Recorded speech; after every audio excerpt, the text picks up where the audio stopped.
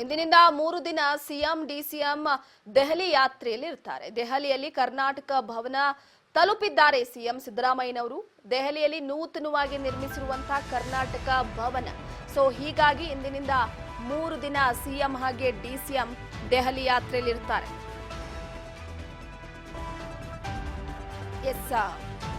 ಪ್ರಮುಖವಾಗಿ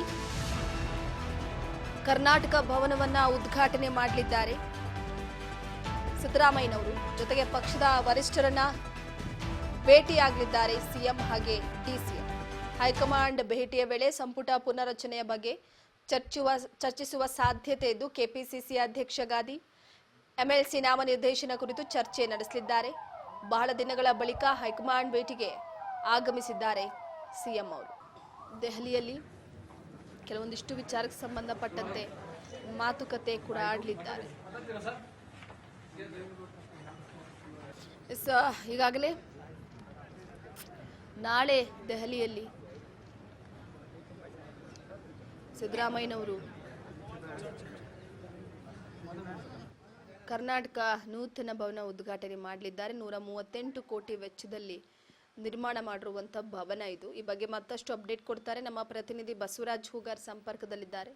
ಬಸವರಾಜ್, ಪ್ರಮುಖವಾಗಿ ಡಿಸಿಎಂ ಹಾಗೆ ಸಿಎಂ ಇಬ್ರು ಕೂಡ 3 ದಿನ ದೆಹಲಿ ಪ್ರವಾಸದಲ್ಲಿರ್ತಾರೆ. ಕರ್ನಾಟಕ ಭವನದ ಉದ್ಘಾಟನೆಯ ವಿಚಾರಕ್ಕೆ ಸಂಬಂಧಪಟ್ಟಂತೆ ಅದಾದ ನಂತರವಾಗಿ ಕೆಲವೊಂದಿಷ್ಟು ರಾಜಕೀಯ ವಿಚಾರಗಳನ್ನು ಕೂಡ ಚರ್ಚೆ ಮಾಡಬಹುದು ಅಂತ ಈ ಬಗ್ಗೆ ಮಾಹಿತಿ ಕೊಡೋದಾದ್ರೆ. ರೂಪ, ಈಗಾಗಲೇ ಸಿಎಂ ಸಿದ್ದರಾಮಯ್ಯನವರು ದೆಹಲಿಯ ಪ್ರವಾಸದಲ್ಲಿರ್ತಕ್ಕಂಥದ್ದು ಇನ್ನೇನು 6:30ಕ್ಕೆ ಕರ್ನಾಟಕ ಭವನ ಉದ್ಘಾಟನೆ ಕಾರ್ಯಕ್ರಮದಲ್ಲಿ ಸಿಎಂ ಸಿದ್ದರಾಮಯ್ಯನವರು ಕೂಡ ಪಾಲ್ಗೊಳ್ತಾರೆ. ಅದರಂತೆ ಡಿಸಿಎಂ ಡಿಕೆ ಶಿವಕುಮಾರ್ ಅವರು ಕೂಡ ದೆಹಲಿಗೆ ಪ್ರಯಾಣವನ್ನು ಬೆಳೆಸ್ತಾರೆ. ಅವರು ಕೂಡ ಕರ್ನಾಟಕ ಭವನ ಉದ್ಘಾಟನೆ ಕಾರ್ಯಕ್ರಮದಲ್ಲಿ ಭಾಗವಹಿಸ್ತಾರೆ. ಈ ಒಂದು ಕಾರ್ಯಕ್ರಮ ಮುಗಿದ ಬಳಿಕ ಪ್ರಮುಖವಾಗಿ ಕಾಂಗ್ರೆಸ್ ಪಕ್ಷದ ಹೈಕಮಾಂಡ್ ನಾಯಕರು ಕೂಡ ಈಗಾಗಲೇ ದೆಹಲಿಗೆ ಬರುವಂತೆ ಬುಲಾವನ್ನು ನೀಡಿದ್ರು. ಅದರ ಜೊತೆಗೆ ಕರ್ನಾಟಕ ಭವನ ಉದ್ಘಾಟನೆ ಕೂಡ ಇತ್ತು. ಹಾಗಾಗಿ ಒಂದಿಷ್ಟು ಕಾರ್ಯಕ್ರಮಗಳ ನಿಮಿತ್ತ ದೆಹಲಿಯ ಪ್ರವಾಸವನ್ನ ಸಿಎಂ ಸಿದ್ದರಾಮಯ್ಯ ಅವರು ಕೂಡ ಕೈಗೊಂಡಿರ್ತಕ್ಕಂಥದ್ದು. ಅದರಂತೆ ಡಿಸಿಎಂ ಡಿಕೆ ಶಿವಕುಮಾರ್ ಅವರು ಕೂಡ ದೆಹಲಿಗೆ ಹೋಗುವಂಥದ್ದು. ಪ್ರಮುಖವಾಗಿ ರೂಪ, ಇದೀಗ ಸಚಿವ ಸಂಪುಟ ವಿಸ್ತರಣೆ ವಿಚಾರಕ್ಕೆ ಸಂಬಂಧಪಟ್ಟಂತೆ ಸಾಕಷ್ಟು ಕಾಂಗ್ರೆಸ್ ಪಾಳ್ಯದಲ್ಲಿ ಚರ್ಚೆ ಕೂಡ ಗ್ರಾಸವಾಗಿದೆ.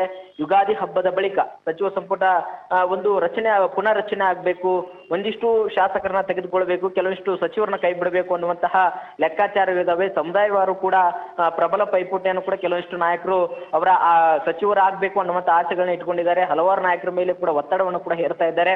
ಹಾಗಾಗಿ ಒಂದು ಕರ್ನಾಟಕ ಭವನ ಉದ್ಘಾಟನೆ ಕಾರ್ಯಕ್ರಮ ಆದ ಬಳಿಕ ಹೈಕಮಾಂಡ್ ನಾಯಕರತ್ತ ಸಿಎಂ ಸಿದ್ದರಾಮಯ್ಯ ಅವರು ಕೂಡ ಹೋಗಲಿದ್ದಾರೆ. ಅದರಂತೆ ಡಿಸಿಎಂ ಡಿಕೆ ಶಿವಕುಮಾರ್ ಅವರು ಕೂಡ ಇರಲಿದ್ದಾರೆ. ಸೊ ಆಗ ಪ್ರಮುಖವಾಗಿ ಇಬ್ಬರು ನಾಯಕರು ಕೂಡ ಹೈಕಮಾಂಡ್ ನಾಯಕರ ಜೊತೆ ಒಂದು ಬಿಗ್ ಮೀಟಿಂಗ್ ಅನ್ನು ಕೂಡ ಮಾಡಲಿದ್ದಾರೆ. ಪ್ರಮುಖವಾಗಿ ಸಚಿವ ಸಂಪುಟ ವಿಸ್ತರಣೆ ಆಗಿರ್ಬೋದು, ಮತ್ತೆ ಈಗಾಗಲೇ ಕೆಲವೊಂದಿಷ್ಟು ಕೆಪಿಸಿಸಿ ಅಧ್ಯಕ್ಷ ಸ್ಥಾನಕ್ಕೆ ಕೂಡ ಪೈಪೋಟಿ ಇರ್ತಕ್ಕಂಥದ್ದು. ಆ ಒಂದು ವಿಚಾರಕ್ಕೆ ಸಂಬಂಧಪಟ್ಟಂತೆ ಕೂಡ ಹಲವಾರು ನಾಯಕರು ಈಗಾಗಲೇ ಹೈಕಮಾಂಡ್ ನಾಯಕರನ್ನ ಪ್ರತ್ಯೇಕವಾಗಿ ಕೂಡ ಭೇಟಿ ಮಾಡಿ ಬಂದಿದ್ದಾರೆ. ಒಂದ್ ಕಡೆ ಸತೀಶ್ ಜಾರಕಿಹೊಳಿ ಅವರು ಕೂಡ ಭೇಟಿ ಮಾಡಿ ಬಂದಿದ್ದಾರೆ. ಈಶ್ವರ್ ಖಂಡ್ರೆ ಅವರು ಕೂಡ ಭೇಟಿ ಮಾಡಿರ್ತಕ್ಕಂಥದ್ದು. ಈತ ಶರಣ್ ಪ್ರಕಾಶ್ ಪಾಟೀಲ್ ಅವರು ಕೂಡ ಭೇಟಿ ಮಾಡಿದ್ದಾರೆ.